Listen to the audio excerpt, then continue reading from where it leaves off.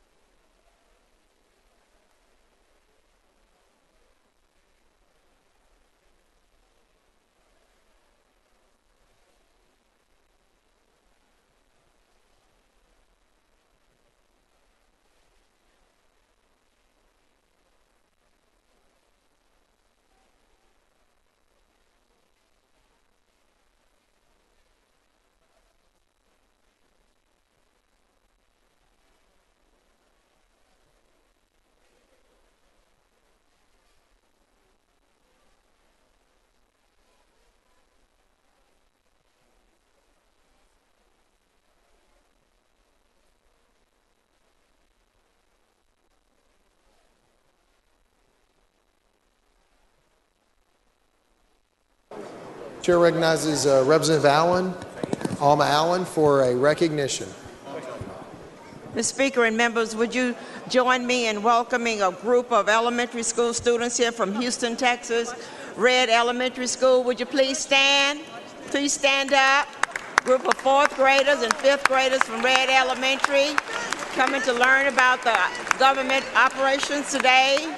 Their principal, Dr. Don DeBose, former student of mine at Texas Southern University, and all of the teachers. Thank you, teachers, for all you do, and thanks for bringing the kids today, and thank you, Dr. DeVos. Welcome to your capital. Thank you. And what a day to be here. Yes, and what a day. What a day. You picked the perfect day. You see it in operation.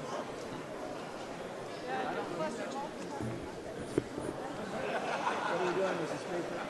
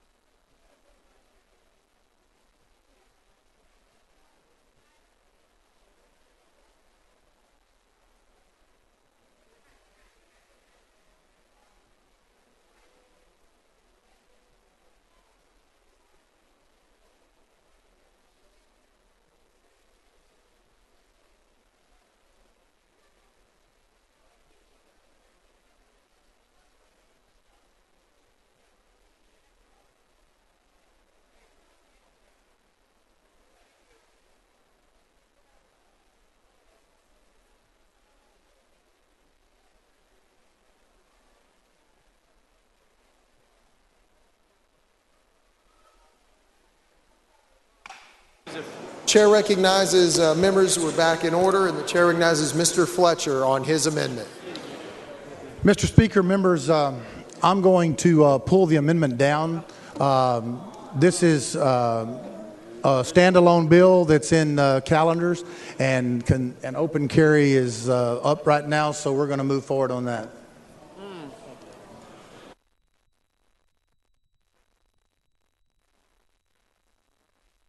Amendment is withdrawn. Following amendment, the clerk will read the amendment. Mr. Farias. You need to pull 910.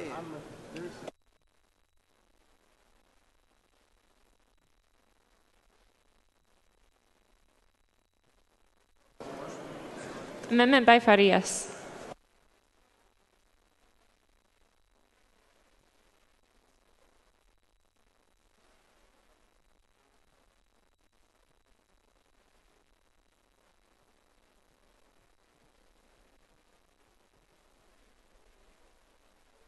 Chair recognizes Mr. Farias.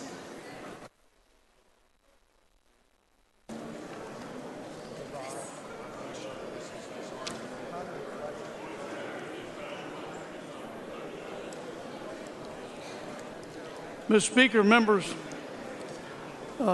this amendment seeks to ensure those that are carrying a handgun or other firearms be constrained to only one ammunition clip or magazine. Those who believe in open carry hold the opinion that a handheld firearm is to protect yourself and your loved ones. With that being said, I think we can all agree that the possession of a larger amount of ammunition is unnecessary. This is a logical amendment, and I ask that you support it. If you carry a clip with 16 rounds in it or 8 rounds, I would think that'd be sufficient to protect you and your family. If you carry more than that, I think it's an excess and could create great danger for the people around you if that gun or that weapon is removed from your possession at any given time with multiple round clips. I'm okay. So this amendment just allows you to carry it, but with only one clip or one magazine. Yeah. Mr. Speaker, Mr. Tinderholt. will the gentleman yield for a question? Gentleman yield. Yes, sir. Thank you, Mr. Farias. I have the utmost respect for you, but we have to agree to disagree on this. And the only thing that I want to say is the reason someone would carry a weapon, either concealed or open, would be to protect themselves or their family. And I would sure hate for an amendment like this to get added to the bill and someone to get into a really bad situation and go to reach for an extra magazine that they really needed. For instance, Luby's Cafe, any of the things that happened at the different schools. I personally carry extra ammunition just for safety's sake. I spent 21 years in the military. I've been to combat. And 2 of the worst things to happen is, number 1, your gun to malfunction, and number 2 is to run out of ammo, because when you get into that type of a fight, losing that fight is a life loss fight. So I wanted to say that because I disagree, and I think we shouldn't limit the number of rounds that someone can carry on their body, sir. Representative Tinderholt, I disagree with magazines that carry 30 rounds of ammunition. I don't believe they're necessary in public, and I don't believe that an individual, I don't even know if you can hold your pants up if you will carry 6 or 5 or 6 magazines on your body. I see people around here carrying concealed hands and they can't keep their pants up. I've seen a man drop a pistol next to me over where I sit on the floor because he couldn't control that pistol. It slipped out of his pants. And I asked him, I said, you know, that thing could go off and shoot me. So I do worry about, and I do respect what you say about if you run out of ammunition. So have I. I've also been in situations where you've had to have more than just one magazine. But I don't believe that is a different situation in the rules of engagement when you're in battle or you're at Luby's eating lunch and you're sitting there next to someone who's got a Glock on his hip and 4 magazines hanging off his body. without knowing if they are a citizen or a policeman or what they are. But I do respect, if you feel comfortable with that, you know, I can't say you shouldn't. That's kind of what this law is saying, though. Like, I don't carry them on my hip; I carry them other places, and so I don't want to limit people that want that freedom of choice to be able to protect themselves. They can have them in another themselves. location. I'm talking about carrying on their body. They shouldn't carry more than one clip in their weapon, and not having multiple clips on their belt loop. That's what this bill talks to. Thank you for answering my question, sir. Well, you're very welcome. Thank you. Chair recognizes Mr. Phillips. Just given the lateness of the day, I want to get on. I would respectfully move to table this. I don't think we need that overreach regulation. We haven't had that problem for 20 years with CHL, so I'd move to table. Thank you. Members, first, please excuse Representative Gutierrez because of important business in the district by a motion by Representative Martinez Fisher. Is there any objection? Chair is none, so ordered. Chair recognizes Representative Farias to close. Please don't misunderstand what I'm saying about protecting yourself. I do believe in the Second Amendment. I have a pistol in my drawer next to my bed. I don't carry it with me. I don't have it in my vehicle, but I have it there for protection from my wife and I. But I don't believe that I should go, or with her or with my grandkids, to a restaurant and see 3 men or 3 women walk in there with guns on their hips and multiple clips hanging off of their belt loop. I just don't agree with that. And so with that, I respectfully ask that you support me on this amendment and you vote no on the motion to table. Thank you all so much. Mr. Farias offers up an amendment. Mr. Stickland has moved to table. It's a record vote. The clerk will please ring the bell. And members, remember, it is strict enforcement. Mr. Phillips has moved to table. Oh. Members, it is strict enforcement. Find your way to your desk and press your buttons, please. That's exactly what we intend to do, is let you get your desk.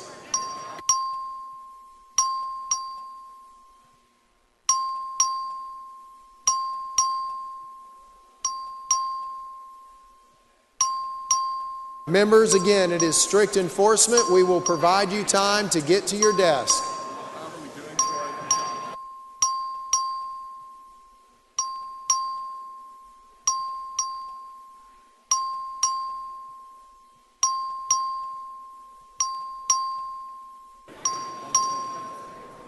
Have all members voted?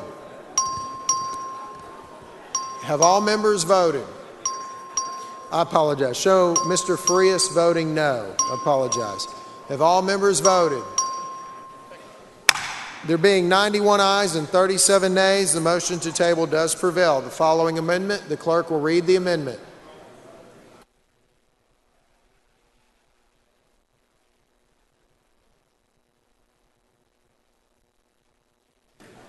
The amendment is withdrawn.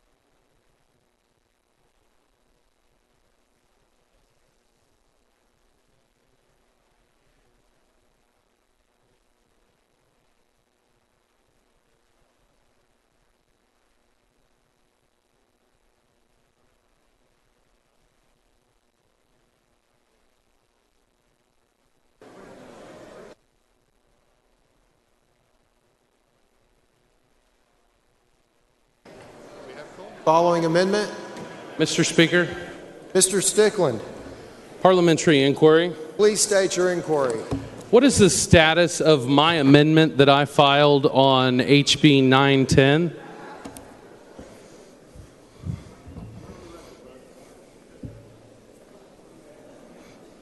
Mr. Stickland, we believe that your amendment is a non-germane amendment, and we've had those conversations up here with the parliamentarian. Parliamentary inquiry.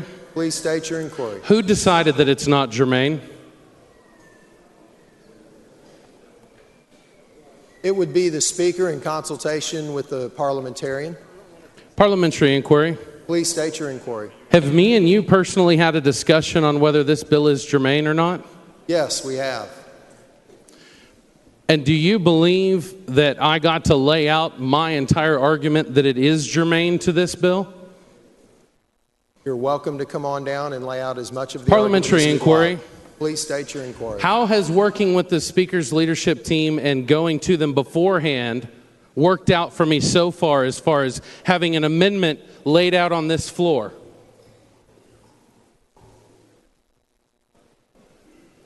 I'm confused as to whether that's a parliamentary inquiry. Am I required to come down and discuss it with you, or do I have a right as a member of this legislature to lay out a bill and wait upon the fact that a member of this body calls a point of order on germaneness?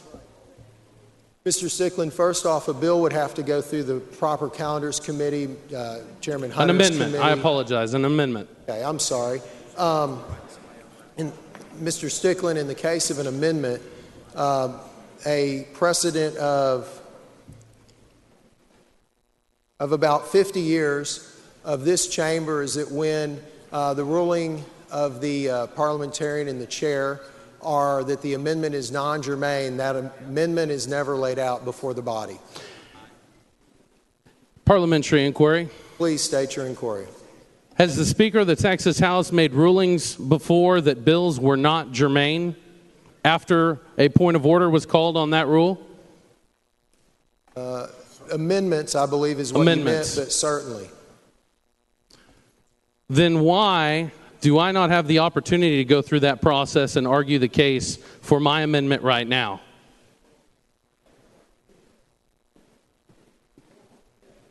Because we believe that your amendment is a non-germane amendment and a long-standing precedent of the House. And what if I disagree with what you have decided single-handedly without discussion or debate? If you want to ask me a question, you will allow me the respect to answer it, and I will allow you the respect to ask. We have a long precedent in this body of not laying out non-germane amendments. You have another inquiry. Parliamentary inquiry. Please state your inquiry. Is there no way that you are going to allow me to offer an amendment on this bill? No, Mr. Stickland. If you have germane amendments, bring them down front. What if I believe that my amendment as is germane right now? Would it be appropriate for us to have that discussion from the back, Mike?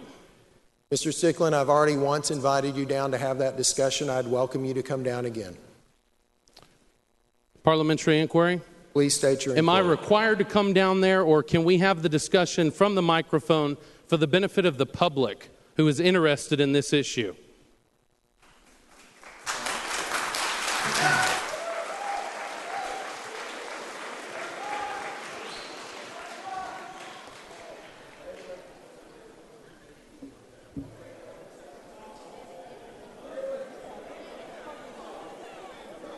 Mr. Stickland, a proper parliamentary inquiry would be about the status of the bill. That is not a proper parliamentary inquiry.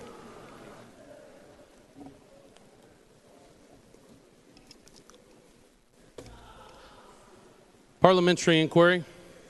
Please state your inquiry. Would it be proper for us to discuss an amendment that has been filed, that is currently on your desk, and the status of whether it is germane or not, from the back microphone? Mr. Stickland, I will invite you down for the third time to have that discussion. Are we permitted from having that discussion right here in this format? No, Mr. Stickland, we're not, but right now we're presently laying out amendments on the bill. Parliamentary inquiry. Please state your inquiry. Where was my amendment originally put in the cycle of the bills in regards to 912? 910. I apologize. It was in the part of the bill that adds new sections, which your amendment was attempting to do. And when we came to it, we notified you, as we did with several other members, that your amendment was not germane. Parliamentary inquiry. Please state your inquiry. Why was my amendment ever accepted if you had already decided beforehand, based on conversations that we supposedly had regarding the germaneness of this bill?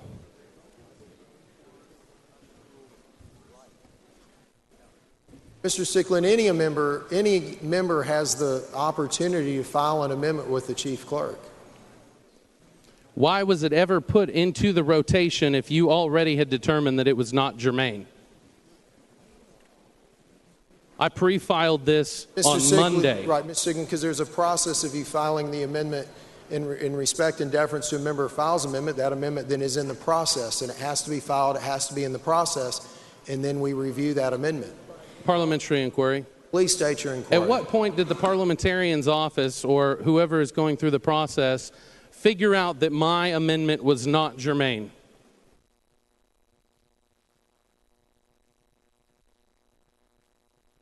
Mr. Stickland, did you visit with the parliamentarian? Could you please answer my inquiry, sir? We asked, did you visit with the parliamentarian? Parliamentary inquiry. Please state your inquiry. At what point did the parliamentarian or his office decide that my bill was not germane?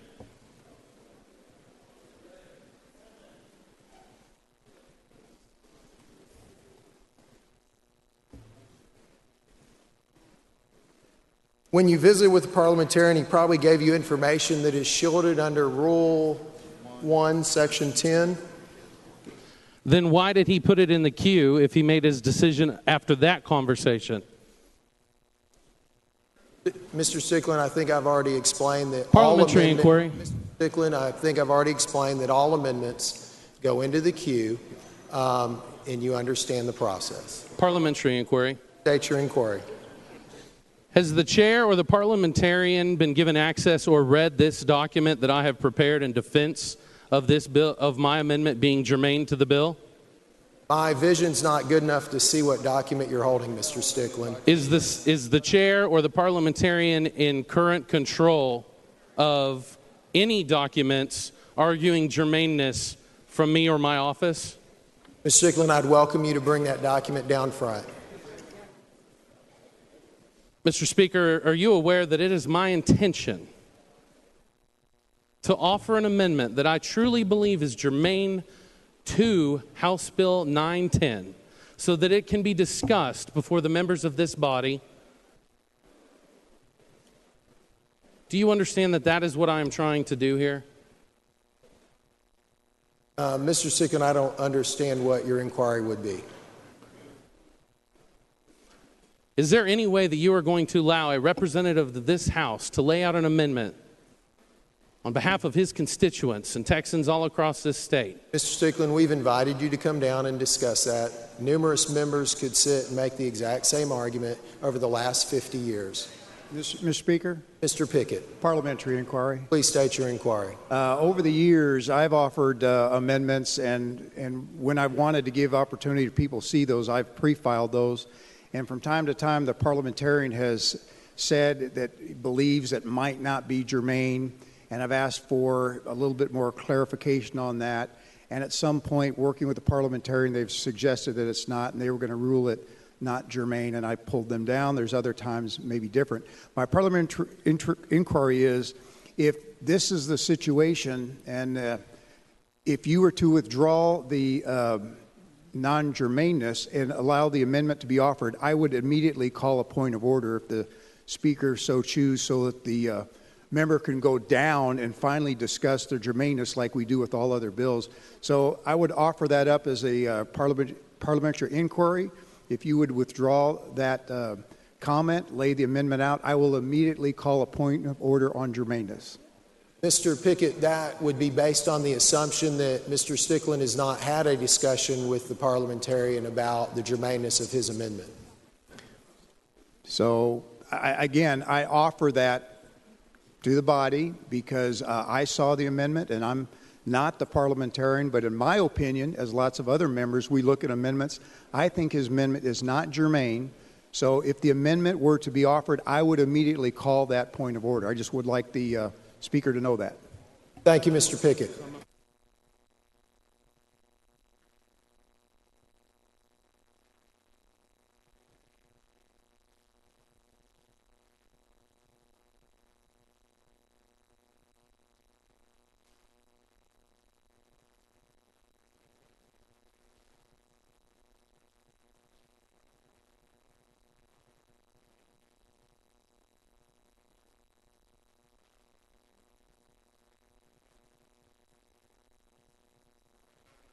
Following amendment, the clerk will read the amendment.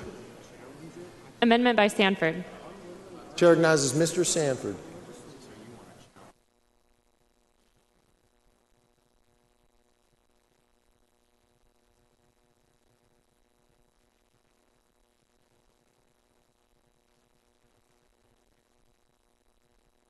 Mr. Phillips.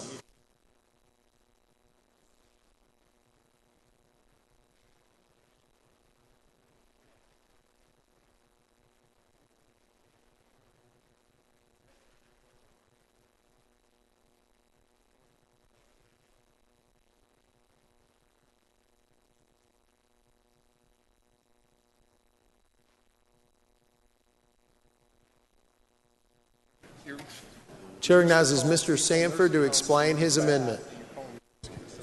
Yeah. This is Representative Phillips' original clarifying amendment. He had some wording corrections that he wanted to propose right off the bat, and it was pulled, and so we've just simply resubmitted that. I believe it's acceptable to the author. Mr. Sanford offers up an amendment. The amendment's acceptable to the author. Is there any objection? The chair hears none. So ordered. Following amendment, the clerk will please read the amendment.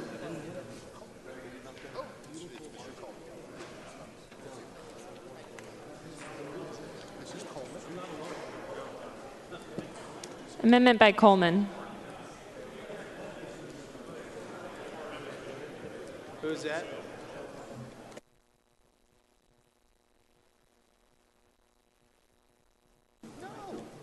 Mr. Coleman to explain his amendment. Thank you very much, Mr. Speaker.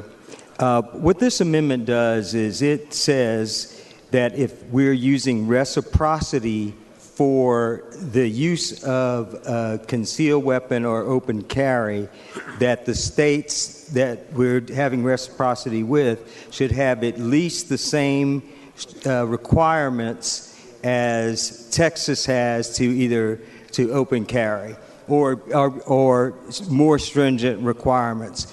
And that's because there are many states who don't go through the same type of training we have. They don't do the things that we do to make sure people are using their firearms safely. And it makes no sense to have somebody come from another state with no training, but yet they're allowed to actually do the same thing, which we always say the reason it works is because we do background checks and there's training that has been done and people know how to carry a firearm, and many states do not do that, but they have reciprocity with Texas, and that's why I offered this amendment. I think it's a pretty cool thing, to make sure we have good use of weapons.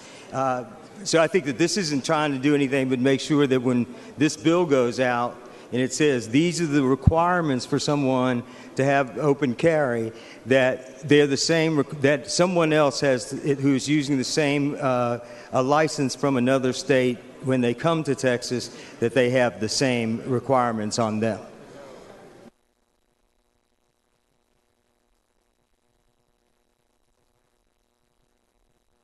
Chair recognizes Mr. Phillips in opposition. Thank you. With all due respect to Chairman Coleman, we have reciprocity in statute. It hasn't been a problem for 20 years. If there's issues with the reciprocity of those states that we have, we can take that up with the Attorney General's office and the Governor's office to do that. There's convenience reasons, people being here, people that live, that you may be spending time away and want to get that done somewhere else. It's for a convenience. So with all due respect, I move to table. Chair recognizes Mr. Coleman to close. Thank you very much, Mr. Speaker. You know, we shouldn't brag about our requirements then for people in Texas if individuals are going to come here with those not the same requirements or the level of training, because that means we've put our own folks in harm's way by not having those background checks, by not having that same training in terms of how to deal with the firearm. And then we're talking about that firearm being on someone's hip. You know, we can't even get reciprocity. That if we had it that loose, then we'd have really bad doctors here too, by the way. We would have bad dentists. We'd have people who don't fulfill the requirements that we have in Texas for the things that we do. And that's why I brought this amendment. Mrs. Giddings? Would the gentleman yield for a question, Mr. Speaker? Mr. Coleman, would you yield for some questions? Of course, Mr. Speaker. Gentleman gladly yields. This is a matter of safety. Don't you think, Mr. Coleman, in terms of persons having the kind of training that is necessary to handle a weapon? Yes, Representative Giddings. And it's no more than we ask in other situations. You mentioned physicians. Just because you're licensed in North Carolina or Oklahoma or whatever, you can't come to Texas and practice medicine, right? That's correct. Okay. Even with our educators, we look for people who have the kind of training that we need in the state of Texas. That's correct. And all of these things are, in fact, a protection for the people of this state. And in this case, I don't know why we would differentiate between those things and allowing somebody who might not have adequate training to come in and handle a weapon when they might not be qualified in terms of their training to do so. Would you agree with that? I do agree with that, I think you have a Representative great Giddings. amendment. Well, Mr. Speaker. Mr. Turner? Would Mr. Coleman yield for a question? Ms. Coleman gladly yields, Mr. Turner. Thank you. So, Representative Coleman, just so I understand your amendment, you're essentially saying that this would preserve the high standards that I think everyone agrees have worked fairly well under the Texas concealed handgun law for the last 20 years, would preserve them going forward and not allow a reciprocity agreement with another state that perhaps had lesser standards to dilute the effectiveness of what we have in Texas. Is that right? That is correct, Representative Turner. Okay. And so essentially your amendment says that Texas will decide what standards we're going to have for this law. We're not going to let North Carolina or Illinois or New York or California, we're not going to let them decide what's acceptable in Texas. We're going to say Texas law determines what's allowed in Texas. That's correct. And so it wouldn't be unusual to see someone actually go to get a carry license actually in another state so that they can have a carry license in Texas under a less investigative process where it might not even be a background check. Great. Well, I think you have a great amendment. I hope the body passes it. Thank you. Members, this is about the safety of our citizens, and the reality is why have standards if people can wire around them very easily? And then it puts our constituents in harm's way, not because we have an open carry law, but because the requirements in another state do not meet the high standards of this state, the state of Texas. So I'd ask you to vote no on the motion to table. Members, the chair has been informed by the member who requested strict enforcement that they desire to lift strict enforcement. I wanted to let you know that. Mr. Coleman has offered up an amendment. Mr. Phillips has moved to table that amendment. And again, members, we are not under strict enforcement at this time. So it is a record vote. The clerk would please ring the bell. Please show Mr. Phillips voting aye and show Mr. Coleman voting no. Show Mr. Huberty voting aye and Mr. Anchia voting no. Have all members voted? Have all voted? There being 91 ayes, 41 nays, and 2 present not voting, the motion to table does prevail. Following amendment, the clerk will please read the amendment. Amendment by Tinderholt. Chair recognizes Mr. Tinderholt to explain his amendment. Thank you, Mr. Speaker. Right now, under current code, Penal Code, Section 46.03, there's a possibility that you could be carrying your concealed handgun lawfully at a park, at the Capitol. If a school bus of children came here, they could be arrested because that location by proxy, because the children are there, becomes an extension of the school. All my amendment does is it takes that away and offers a defense for the person, a defense to prosecution. It's really, really simple. I'm not going to spend a lot of time on it. It's cleanup. It basically allows a defense to prosecution if someone is legally and lawfully carrying a weapon in a place that they're allowed to do it, at a park, a school bus shows up, and a police officer decides that that person shouldn't have been carrying a weapon because all those kids are there. Very simple. I respectfully request that you vote yes on this. Thank you. Chair recognizes Mr. Phillips in opposition. Thank you. I'm going to move to table this. I don't know that the concept isn't bad, but it's kind of confusing to read it. I'm afraid that there could be some unintended consequences of this. And we've got a bill or two in committee that we're working on to try to make sure we do things like this. I think there's another bill similar to this. So I just respectfully move to table, even though it might have a good outcome. I just don't think this is the bill to put it on. So I would respectfully move to table. Mr. Tinderholt to close on his amendment. Yep. Thank you, Mr. Chairman. I appreciate those comments, Mr. Phillips. Simply, if they're legally carrying under Chapter 411, Subchapter H, they're not otherwise prohibited from carrying. They're on property that's not an educational facility, and they're not a participant in the actual activity for the children. I move that you support this and do not table this amendment. I request that you vote too. It's very simple. Mr. Tinderholt offers up an amendment. Mr. Phillips has moved to table. It is a record vote. Again, it is not strict enforcement. The clerk will please ring the bell. Show Mr. Phillips voting aye and Mr. Tinderholt voting no. Show Mr. Huberty voting aye. Members, we'll give you a second to vote. Have all members voted? Have all voted? There are 96 ayes and 32 nays. The motion to table prevails. Members, please excuse Representative Martinez Fisher because of important business in the district on a motion by Justin Rodriguez. Is there any objection? Chair is none.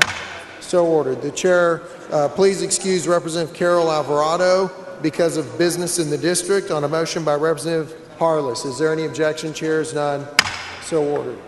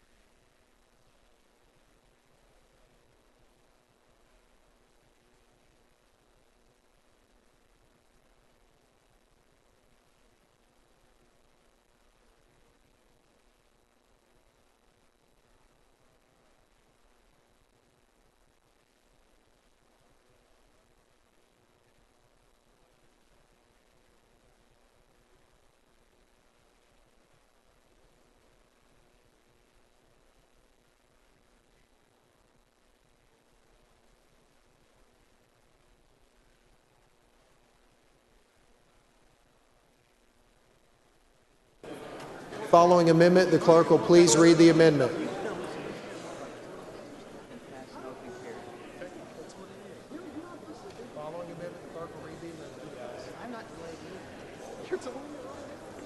Amendment by Turner of Tarrant.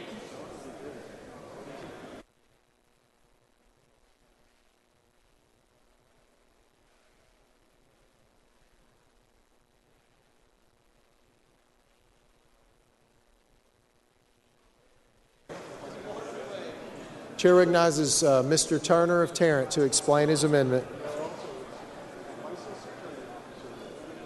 I think y'all have already done this.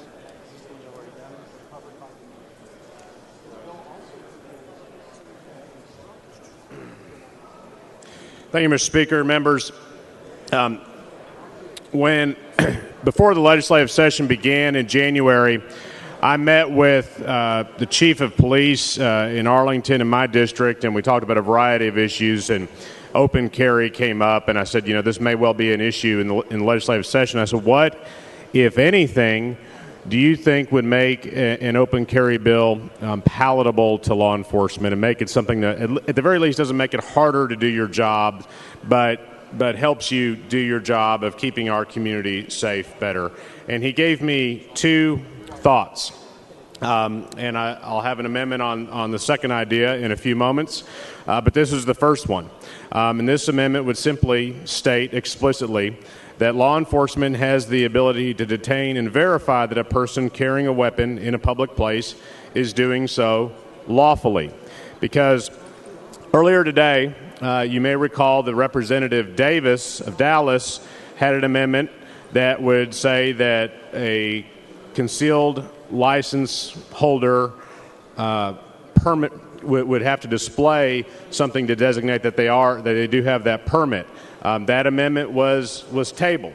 So under this bill currently, if we have open carry, there is no way for any of us, including our law enforcement officers, to ascertain if someone is legally carrying openly because they have the correct permit under this bill, or if they're illegally carrying because they don't have a permit.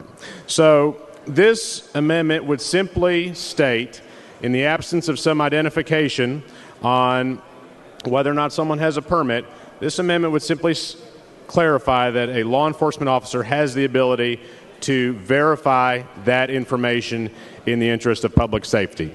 So this is a pro-law enforcement amendment, and I hope you will vote yes on the amendment.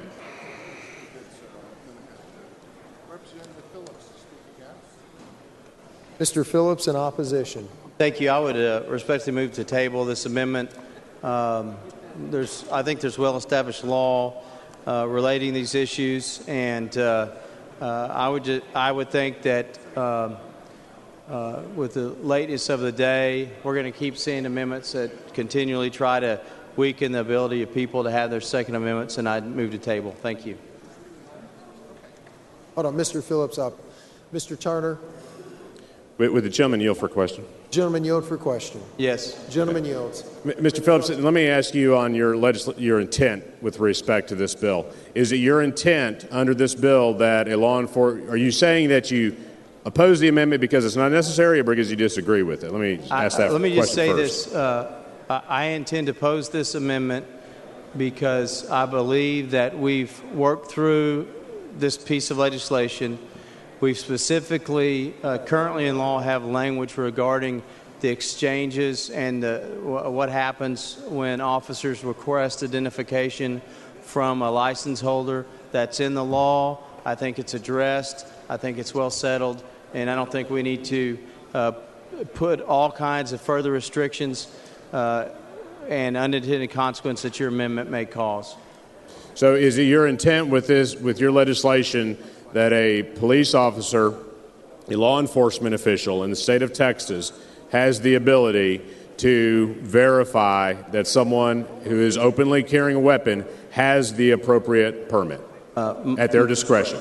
My intent is to keep current law, which is found in the...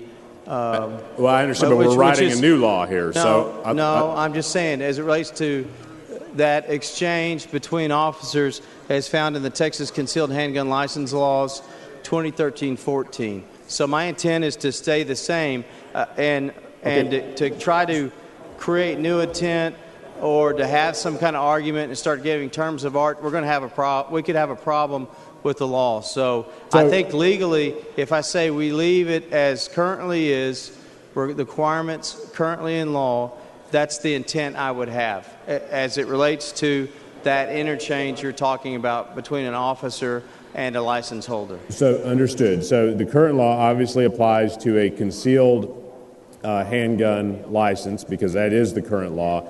Is it your intent that the current law regarding a police officer's ability to verify the permit will also apply to open carry? Right. The way the current law is written is under the government code would be correct. Okay, so the way the current law is written, it will also apply to House Bill 910. We don't change anything regarding a license holder obligation under that. That's correct. And you don't, and law enforcement still has the ability to, if they deem it's necessary or appropriate, to verify that someone's holding the appropriate permit. They have every right to do that as part of their law enforcement responsibilities. Well, now you just said a whole bunch of words that are not what the law may or may not say. What I'm saying is we're not intending to change what the law relates to as far as an obligation of a license holder in their meeting with the peace officer. I can't make any clearer than that. I mean, the law says what it is. And understand, but I'm not talking about the obligation of the license holder. I'm talking about the ability of the law enforcement officer to be able to obtain that information. I'm not changing the law. Whatever the law is on that, as it stands today, it stands in the Well, future. you are changing the law because you're about to pass a bill that would dramatically change the law. So I need to make sure that the current law is going to apply to this new law. Is that fair to ask? I see what you're saying, and I'm trying to answer. I'm not trying to be difficult. I just don't want to start agreeing to some words that you may say that I don't think describes the current law. So the current law is real clear about what happens in the interchange between a license holder and a peace officer. And I think we leave it at that and say we're not changing that. I understand we're not changing that, but you can't, so you're not able to say, so if House Bill 910 is finally passed and is signed by the governor, is enacted later this year, that if a law enforcement official sees someone openly carrying a weapon, they have the ability to ask that person for their permit. That's the question. Well, as it's as the statute reads in there, that's the obligation that they have. The licensed carrier, if they have a right to ask them about a driver's license, to see their license or ID, they must present that to them. Right. I understand the obligation on the permit holder, but the law enforcement officer has the... It's whatever the current law is today. Okay.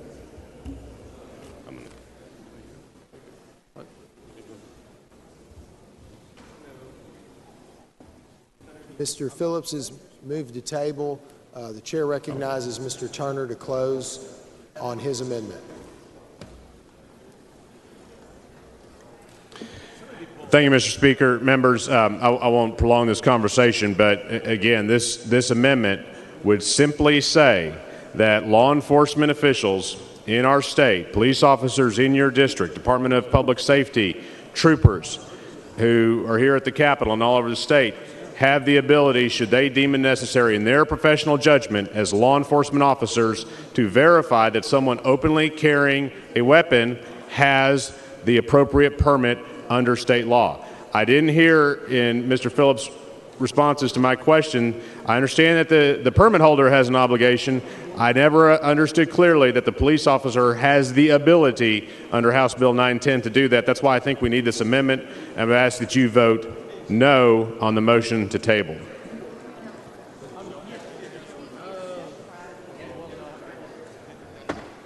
Turner offers up an amendment. Mr. Phillips moves to table.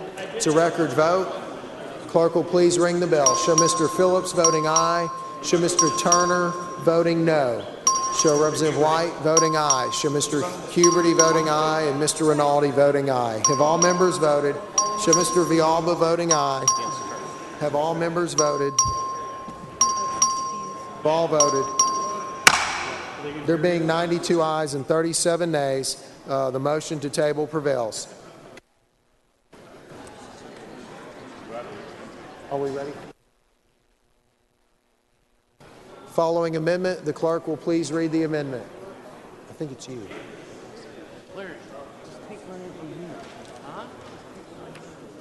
Amendment by Huberty. Chair recognizes Mr. Huberty to explain his amendment. Thank you, Mr. Speaker. Members, if you look on your computer, I can explain this pretty simply for you. I want you to, if you have time for a minute, and depending on how this goes, I'm hoping maybe the chairman will accept this.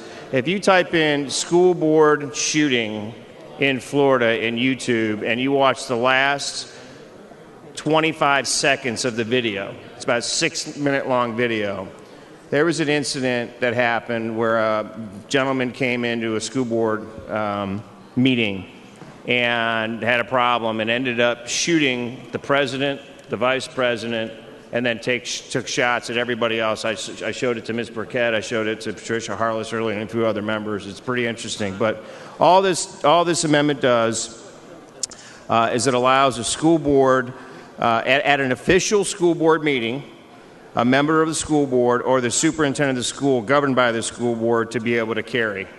I know that people have said, geez, why can't they do it? It's just because you have schools, sometimes small schools, may not have an administration building or it can be considered a school campus. I know that there are districts out in, I believe, your neck of the woods that allow them to carry, but some don't. And I can tell you, if you've never been at a school board meeting, and you've never had some very upset parents at you, you want to be able to protect yourself, especially when you're leaving the meeting and on the way to the car. It's not in statute today. I filed this bill 3 sessions in a row, never been able to get out of committee, but it's important. I think school board, my chairman's laughing at me over there, but I think this is important for our school board friends, so I move passage. Mr. Speaker. Mr. Canales. Will the gentleman yield? Mr. Huberty, would you yield for a question for Mr. Canales?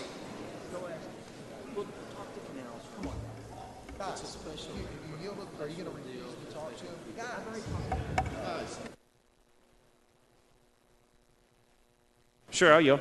Gentleman Representative, does this effectively allow school board members to carry weapons? If they're at a school board meeting. That's on campus.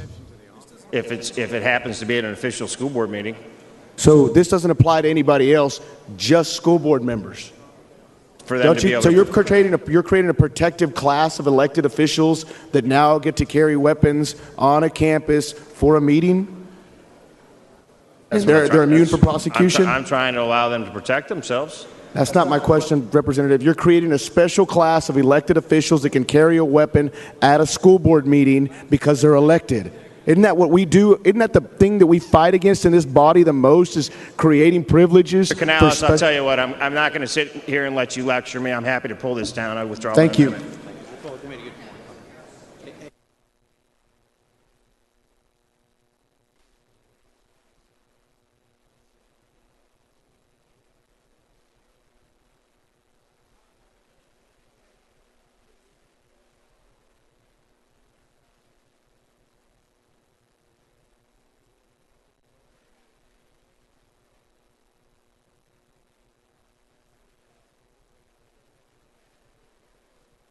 Mr. Turner of Tarrant.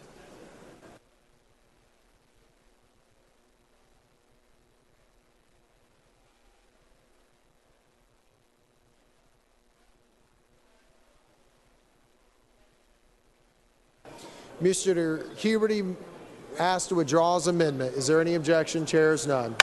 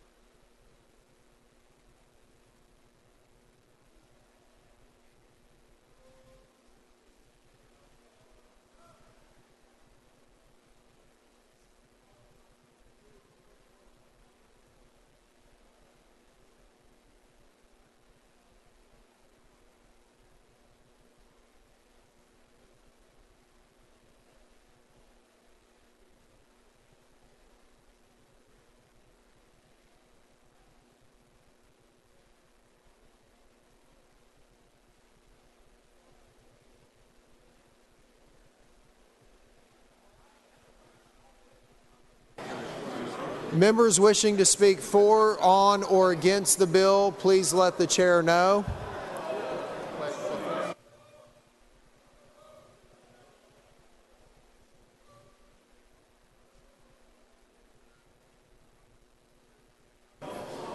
Members, Mr. Stickland has requested that his comments in relation to the discussion of the germaneness of his amendment be placed in the journal. Is there any objection? Chair hears none. Mr. Speaker, Mr. Stickland. can I also request that the dialogue between me and the chair be placed in the journal?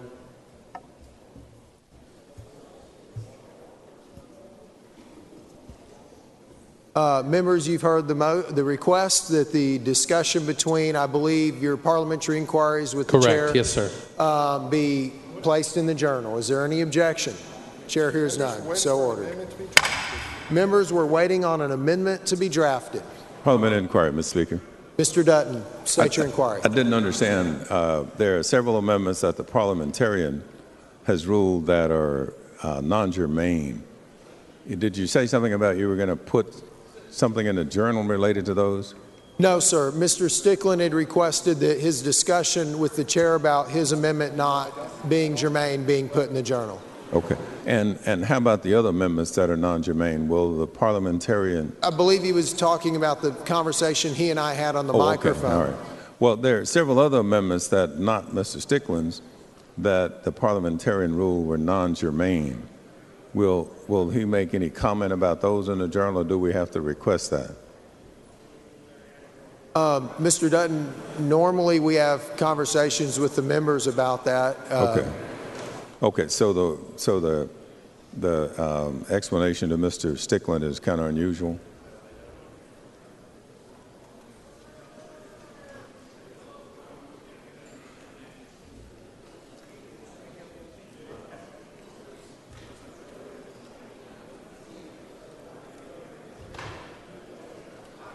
Thank you.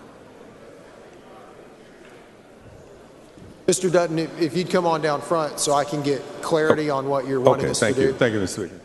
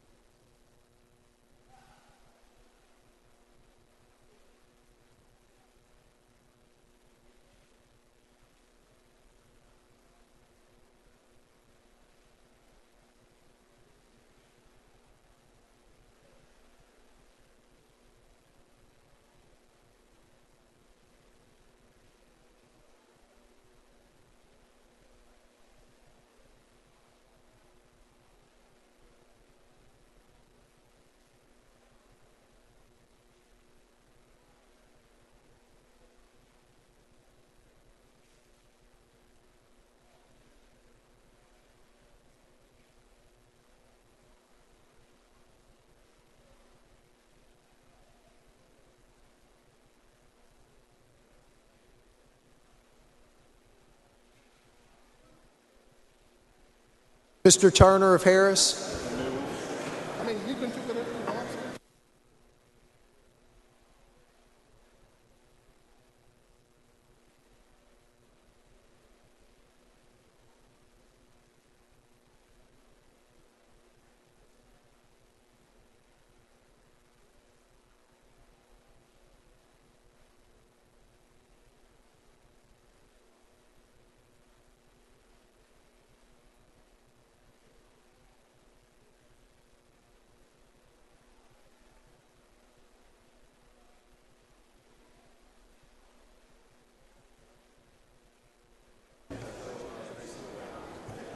Mr. Speaker.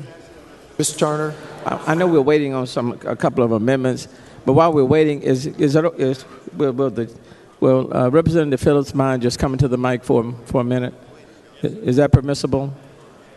Possibly, but I think we may be ready for an amendment if you don't mind, Mr. Turner. Let me check that very Certainly. quickly. And certainly Mr. Phillips is going to close at some point. So, but let me see if we have an amendment to lay out. Okay, thank you. Thank you.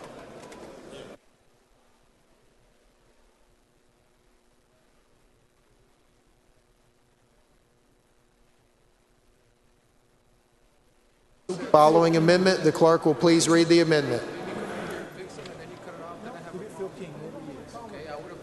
Amendment by Schaefer. Chair recognizes Mr. Schaefer to explain his amendment. Thank you, Mr. Speaker. Members, Republican members, all members might want to listen to this. Under current law, if you have a concealed handgun license and you walk into a business or a private property that has a 30-06 sign and you don't see it, it is a Class A misdemeanor, year in jail, and you lose your CHL forever. And it doesn't matter whether you intended to do that or not. It's strict liability. So this amendment would bring it down to a Class C misdemeanor, and then at that point, it's still illegal, but you couldn't lose your CHL forever.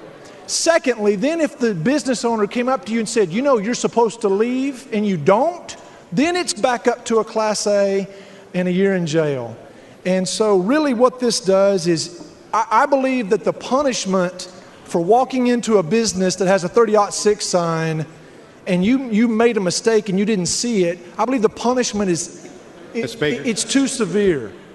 So what this does is bring it down to a Class C and give you a chance to leave. Mr. Schaefer, do you yield for a question? Yes, sir, I do. Gentleman yields. Thank you. Mr. Schaefer, just want to make sure I understood what your amendment does.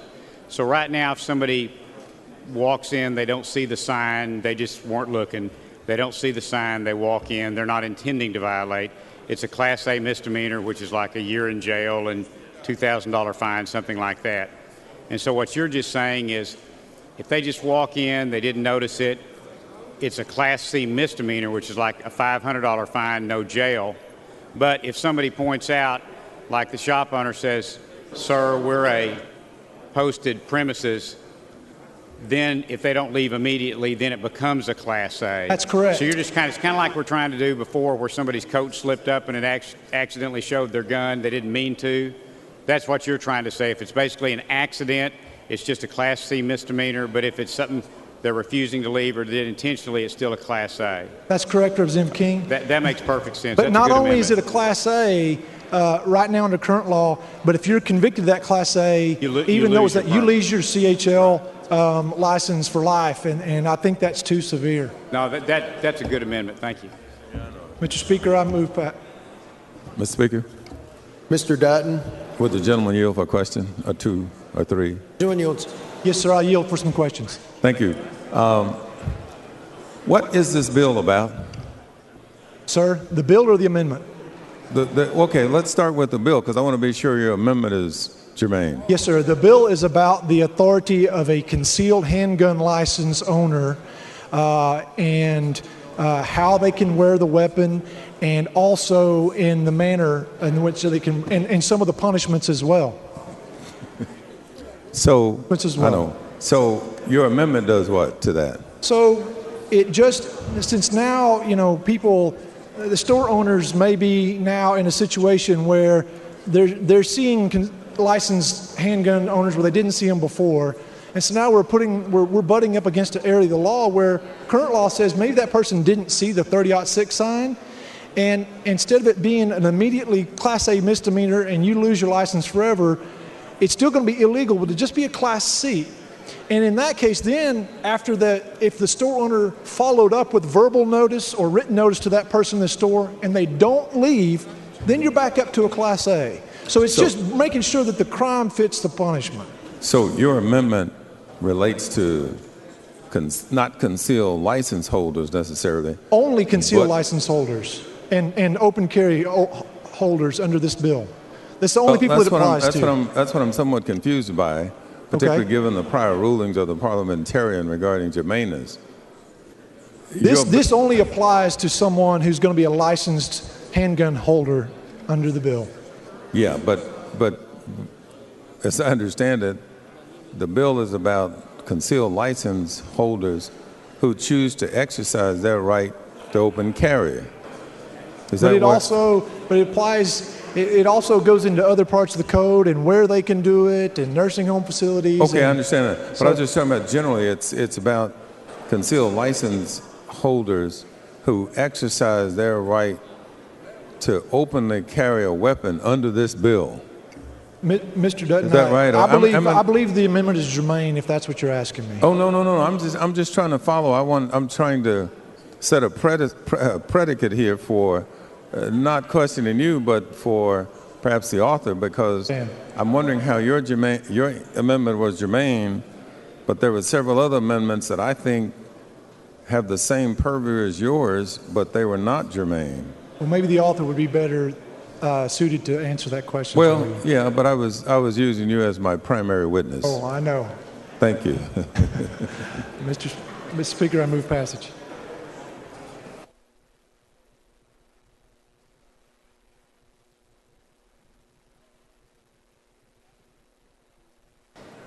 Chair recognizes Mr. Phillips in opposition to the amendment. Thank you. I appreciate Mr. Schaefer trying to make it easier on us, but he's not actually describing what he says, because it's only in Class A if you refuse to leave, and I think that was the point that was made. Well, Mr. Schaefer, you could have filed a bill and brought it to us. So go back to the bike and we can have a discussion instead of here. Okay. I respectfully do this. We've got, like I said, we have some other cleanup bills can relate to this. But what this says here, if you read the law, Mr. Speaker. Mr. Stickland? Does the gentleman yield for a question? No, I don't. No, he does not. Okay, and here's what it says, and this is what I understand why he says this. A license holder commits an offense if... Will the gentleman yield for a question when he's done? I'm not yielding right now. Gentleman's not yielding at this time. A license holder commits an offense if the license holder carries it and they receive notice that entry was not proper with a concealed handgun and then remaining on the property with a concealed handgun was forbidden and failed to depart. I just think at this point we don't need to be rewriting that on the floor. Mr. Speaker. Mr. Stickland? Does the gentleman yield for a question? Gentleman yield for a question. On what? On what? A question. Oh, on the amendment? Yes. Yes, the gentleman yields for a question on the amendment. Representative Phillips, you just made a statement that I wanted some clarity on. You specifically said that Representative Schaefer could file a bill if he wanted to dealing with this. I believe that he has. Were you aware of that? That he's filed bills? He's filed several bills. And he had one that was set for a hearing this week before. And Representative Phillips, are you aware that someone else has filed a bill that they care about and that 100,000 Texans have signed a petition for, held 6 rallies at this Capitol, and have been lobbying the legislature for a hearing on the bill in your committee for months? Members, we confine our remarks to the discussion before us of the amendment before us. Thank you.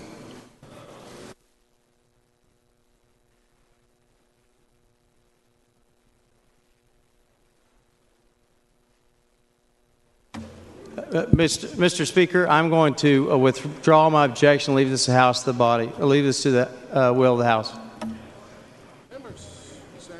Chair, is there anyone wishing to speak on, for, or against the amendment? The chair recognizes Mr. Schaefer to close.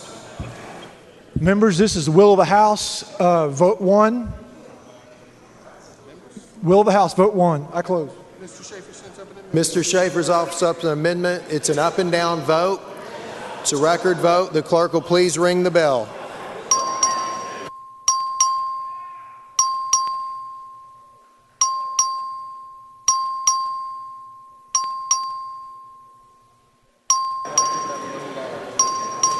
Have all voted?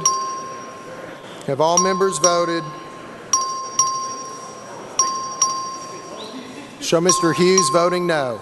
I'm sorry, show Mr. Hughes voting aye. Show Mr. Alonso voting no. Show Mr. Keogh voting aye. Have all voted? There being 98 ayes and 24 nays, the amendment passes.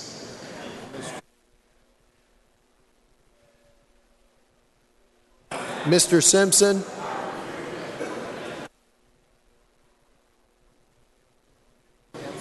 Members, is there anyone wishing to speak on, for, or against the bill? Chair recognizes Mr.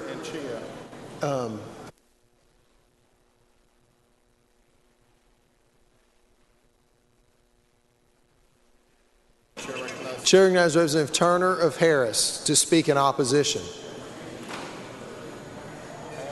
I'm sorry, sir. Thank you, Mr. Speaker and members.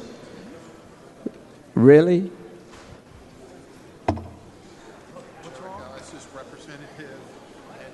Chair recognizes Representative Anchia to close in opposition. Thank you, Mr. Speaker and members. My comments are not going to be quite that short, but I want to walk you through a couple things.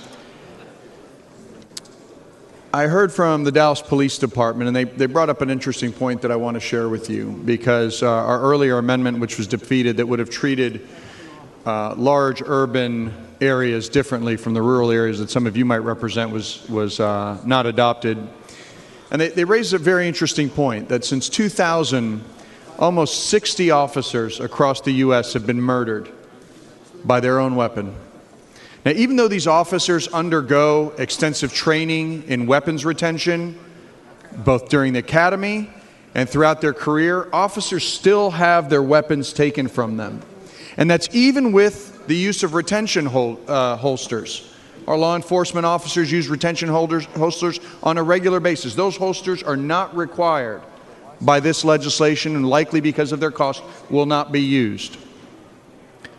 This bill is going to be a huge drain on police resources, as our police department in Dallas anticipates very high call volume of 911 calls across the city when they see people carrying the gun, because it happens now with long rifles.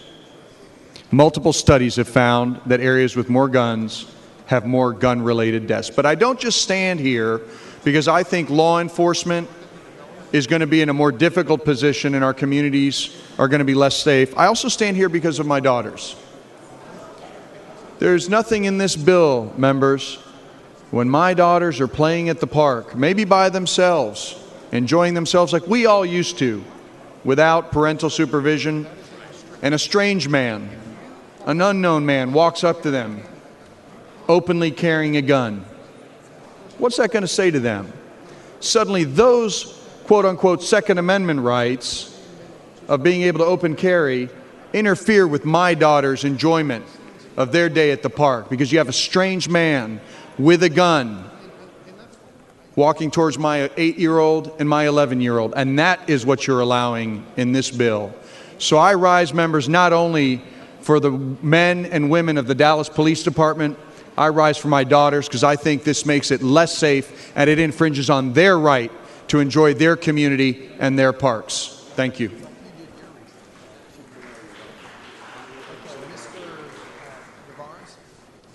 Chair recognizes Representative Navarez in opposition. Mr. Speaker, members, I'll be brief because it's late and I know we all want to get home, but I will say this is the day before we got sworn into this House, I met with a group of women that wanted to talk about Representative Stickland bill, his bill, and a couple other bills like Chairman Phillips' bill that we're debating today. And I told them that I would support a bill that looked and felt like concealed carry. The following day, I got sworn into this House, as all of us did, and something happened. And after that day, a lot more things started to happen. And what it told me is that the vitriol, the anger, and the hate that surrounds this issue is outside the walls of this chamber, and we're not contemplating it, because we seem to live in this fantasy world about protecting Second Amendment rights at all costs. And I can tell you that in my vice chairmanship of the Homeland Security Committee, which I enjoy with Chairman Phillips and the rest of the members of that committee, is I keep hearing this testimony about the Second Amendment and that the right to bear arms should not be infringed. But those people failed to read the beginning stanza of that. And it says a well-regulated militia. And what we have here is a trail, a descent down a path that we're not going to be able to come back for. And just like Representative Anchia said, that this isn't enough for these people that are up there in the gallery cheering and clapping because they believe Second Amendment rights have been extended. It won't be enough. Next session they'll be back and they're going to want something else. They're going to want for us to be running down the street, waving our guns, and it's going to be okay. And that, folks, is unacceptable. And while maybe January 11th, it would have been all right for me to vote 1 on this bill, today I'm a 2 because I'm going to vote against anger, I'm going to vote against hate, and I'm going to vote against the progression of what I see as the deterioration of our state into something that resembles, I don't know. And so with that, I leave you.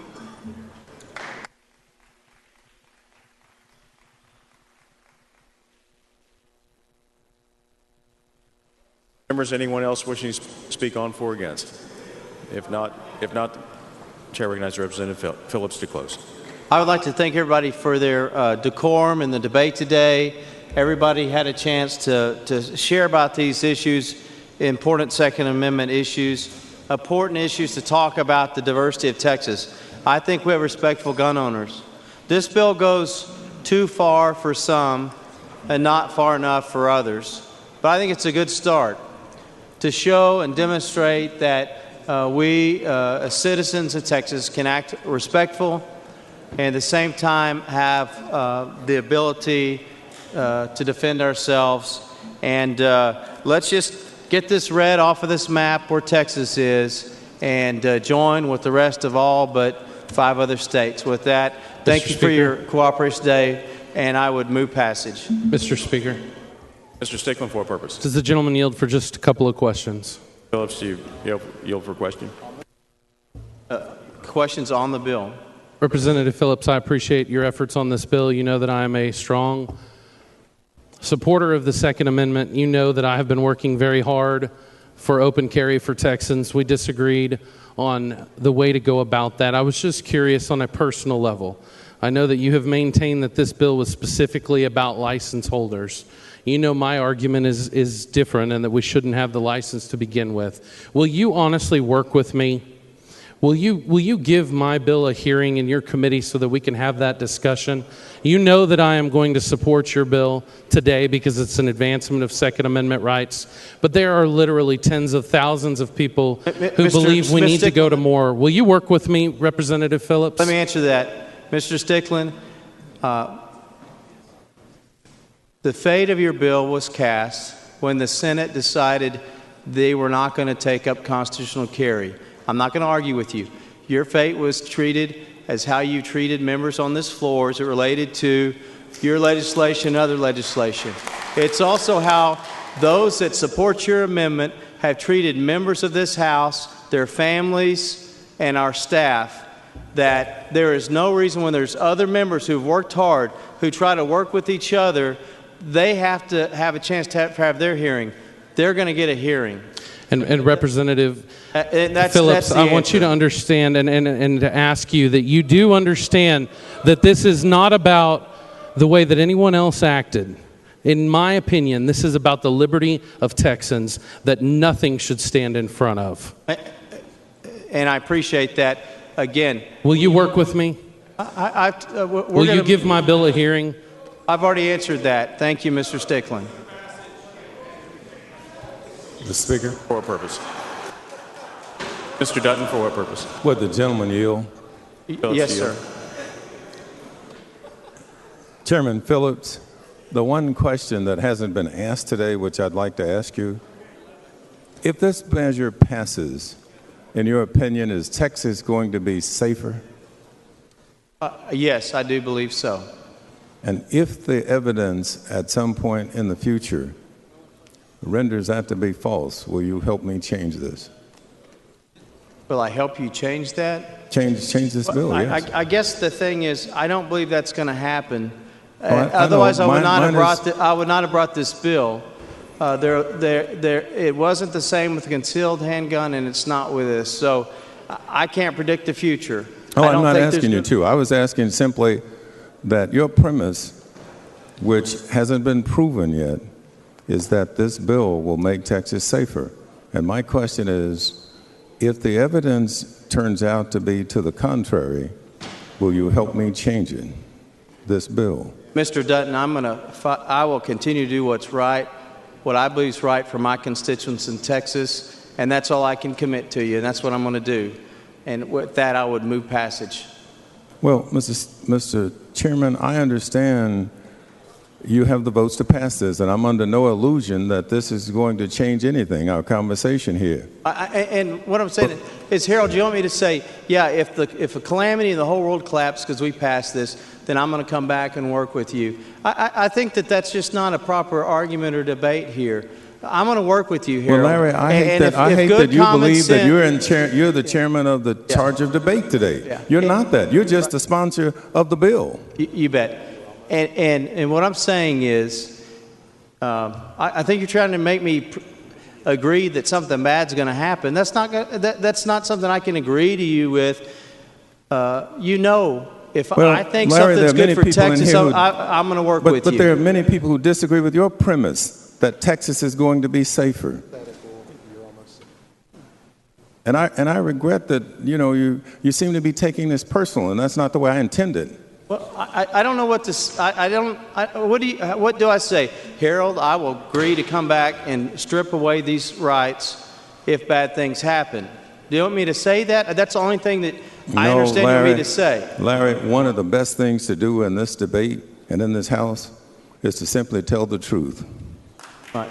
And I don't understand. That would be the only truth I would know to tell you. And the truth is, Harold, I told you, I'm going to do what I think's best for Texas now, tomorrow, and forever. And if that means working with you on something, I'm going to do that. That's the thing that I think kind of bothers me, is that you would say, gosh, you're going to do this, bad things are going to happen, and you're going to not help me fix anything. But that's exactly my point. I don't think you're hearing what the minority in here is saying to you.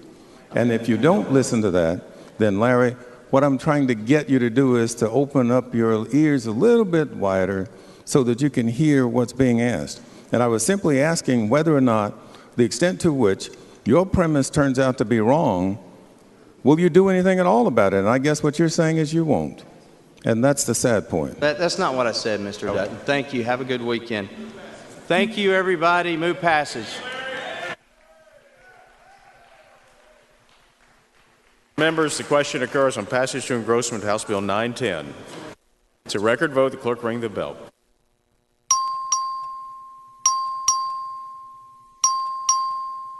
Show Ms. Giddings voting no.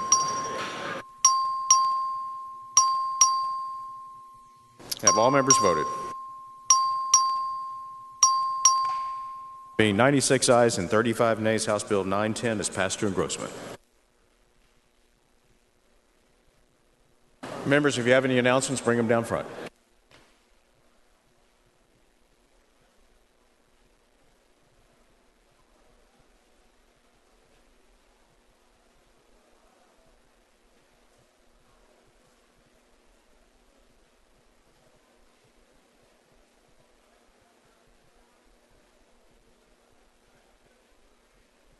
Representative Alonso, Chair recognizes Representative Alonso for an announcement. Thank you, Mr. Speaker. Members, as we're leaving, I want you to not forget that this weekend we're going to have one of our guys from Texas, Stevie Ray Vaughan, be inducted into the Rock Hall of Fame. We all know he's a big person here in Austin, but he's also a big person from my part of the world, which is Oak Cliff. So I want to ask that we adjourn in his memory, remembering his passing, but also remember the great work that he did for music and also to inspire many more of our folks to love rock and roll. Thank you, Mr. Speaker.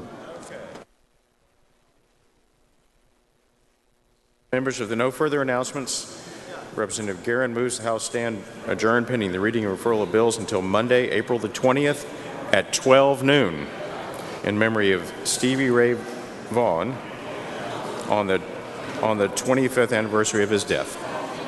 The House stands adjourned.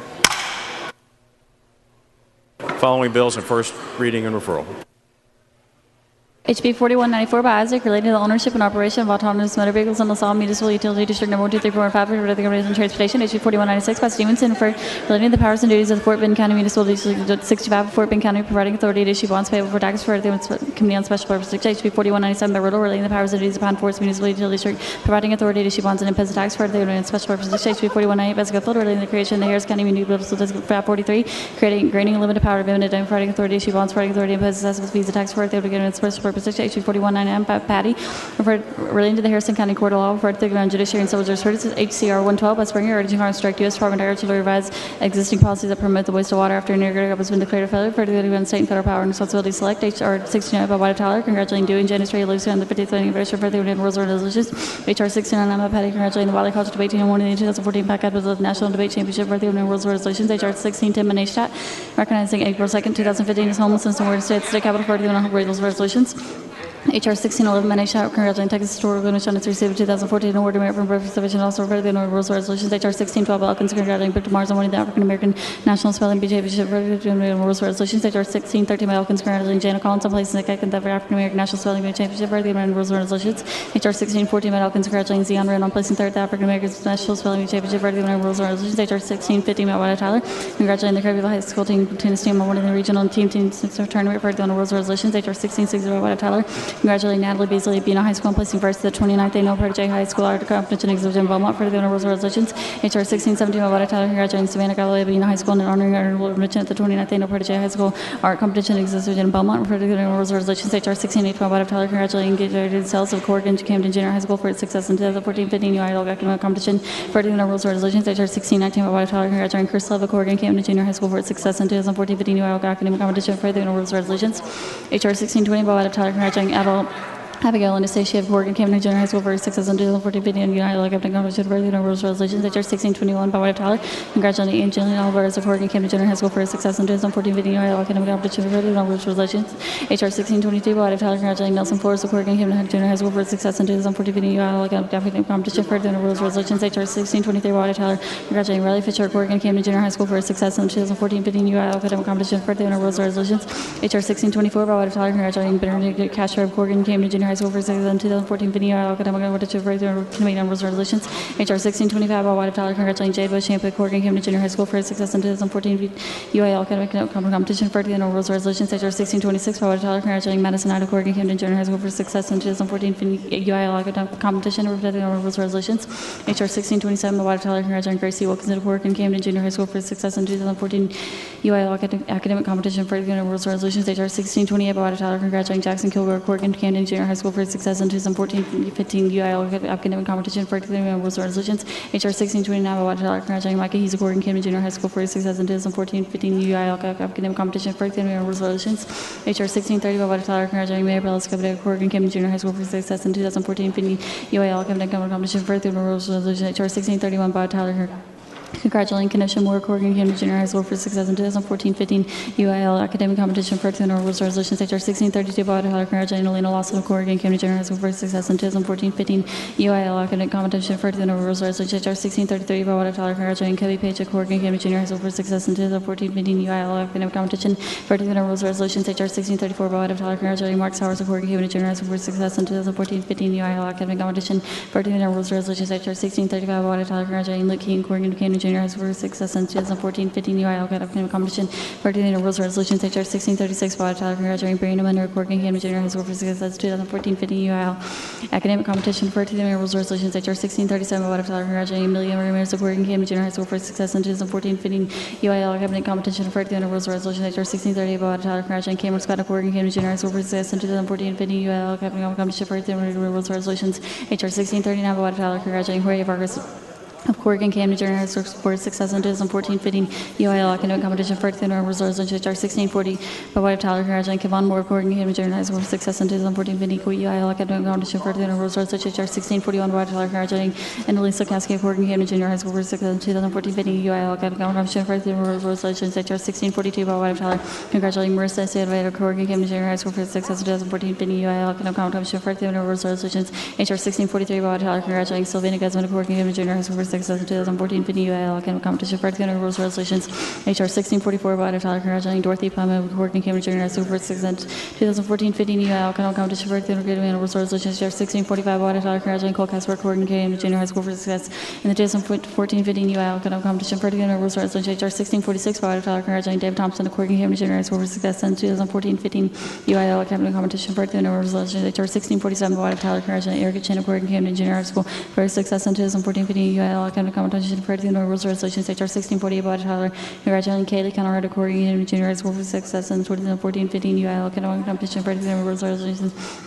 HR 1649 by Tyler. Congratulating Jeremiah Settler, Corrigan County Junior High School for success in 2014 fitting UIL academic competition for the rules resolution. HR 1650 by Tyler. Congratulating Alan Casper, Corrigan County Junior High School for success in 2014 fitting UIL academic competition for the rules resolution. HR 1651 by Tyler. Congratulating Ruth Tabia, Corrigan County Junior High School for success in 2014 fitting UIL academic competition for the rules resolution.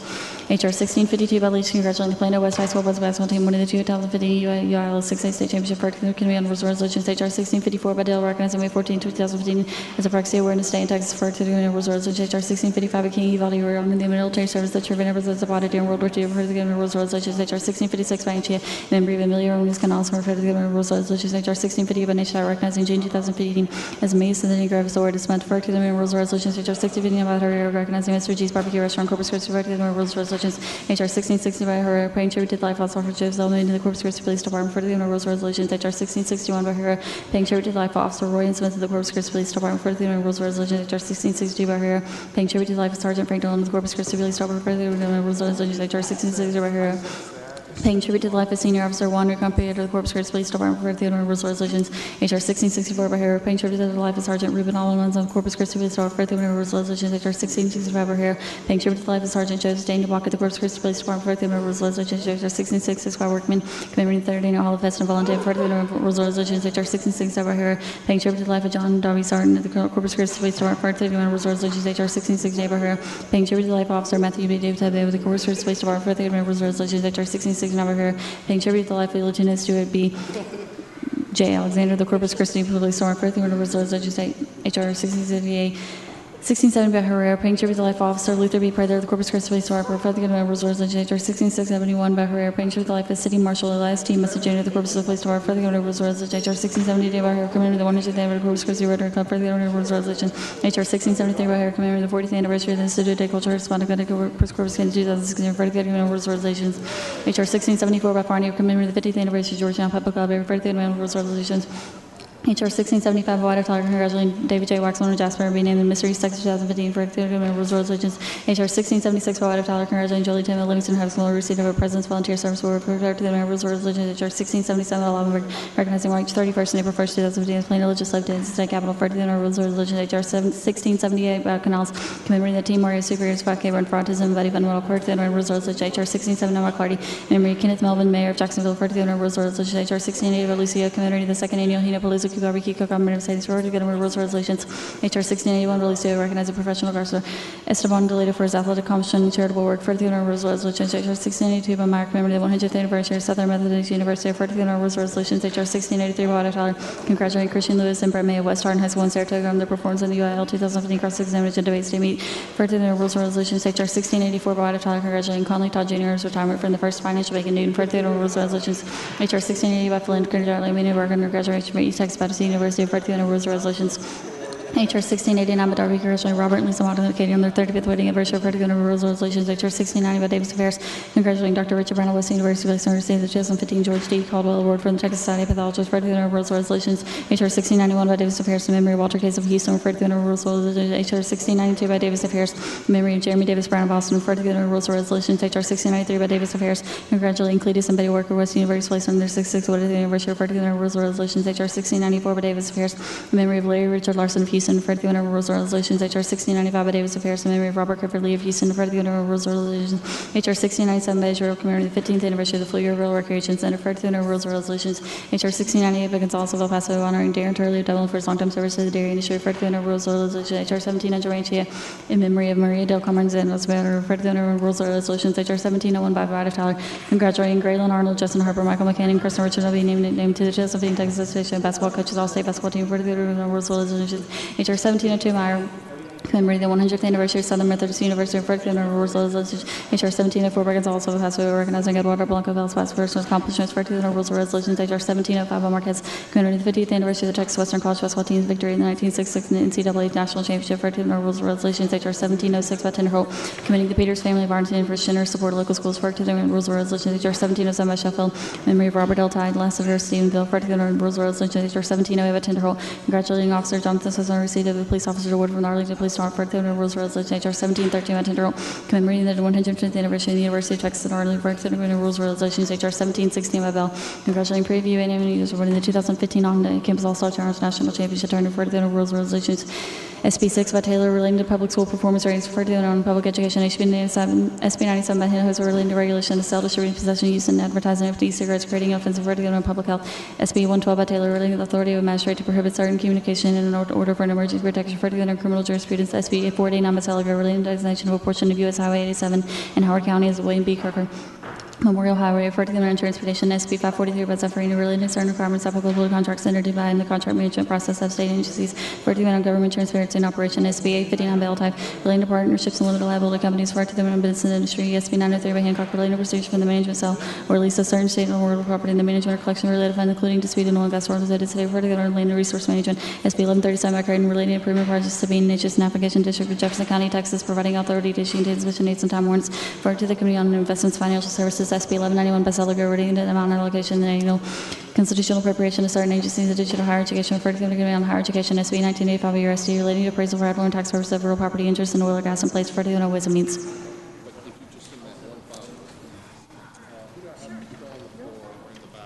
That's good. Jennifer, Mr. Phillips? Mr. Phillips.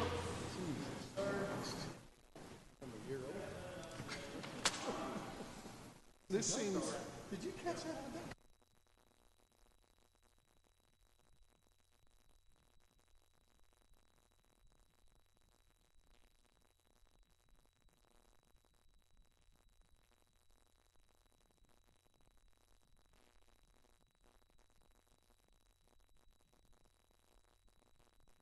The House stands finally adjourned until noon on Monday.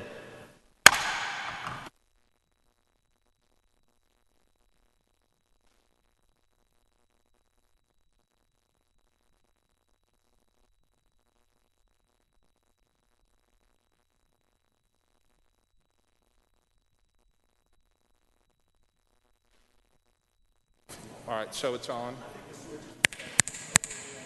Okay, so off.